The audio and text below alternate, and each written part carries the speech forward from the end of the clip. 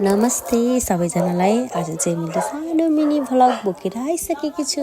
आज चाहिँ सोमबारको दिन मेरो व्रत।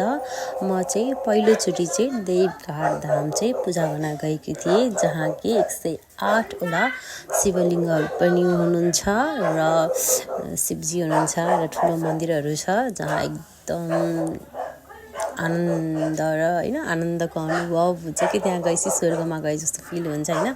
सो मलाई चाहिँ एकदम धेरै खुसी लाग्यो, रमाइलो पनि भयो, मनलाई शान्ति पनि मिल्यो होइन। अनि हेर्नु न, त्यहाँ चाहिँ 108 वटा शिवलिङ्गहरू छ। त्यहाँ चाहिँ म र मेरो हस्बेन्ड भएर गएका थियौँ होइन। मैले चाहिँ हजुरहरूलाई 108 वटा शिवलिङ्गहरू देखाएकी छु होइन, जहाँ चाहिँ हामीले 108 वटा शिवलिङ्गमा चाहिँ जल फुल चाहिँ अर्पण गरेका थियौँ होइन।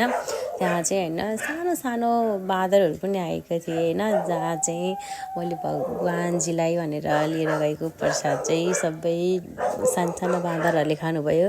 उहाँहरू पनि भगवान्कै रूप हो, हनुमानजीको रूप होइन।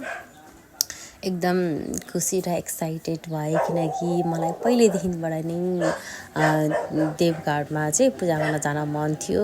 आजभन्दा 12-13 वर्ष अगाडिदेखिबाट एकदम रहर थियो होइन, तर जान पाएको थिइनँ। भन्छन् नि नजिकै हो हुन चाहिँ होइन, नजिकको तीर्थयात्रा जस्तै चाहिँ जाने मौका मिलेकै थिएन।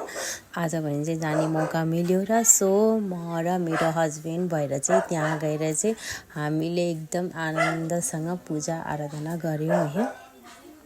एकदम खुसी पनि लाग्यो, रमाइलो पनि लाग्यो, मनलाई आनन्द र शान्ति पनि मिल्यो होइन।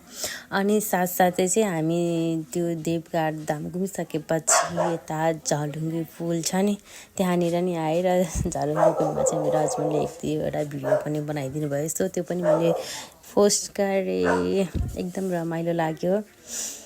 हजुरहरू पनि यदि घुम्न चाहनुहुन्छ भने चाहिँ पूजा गर्न चाहनुहुन्छ चाहिँ देवघाट धाम आउनु होला, र कतिपय त जानु पनि भएको छ।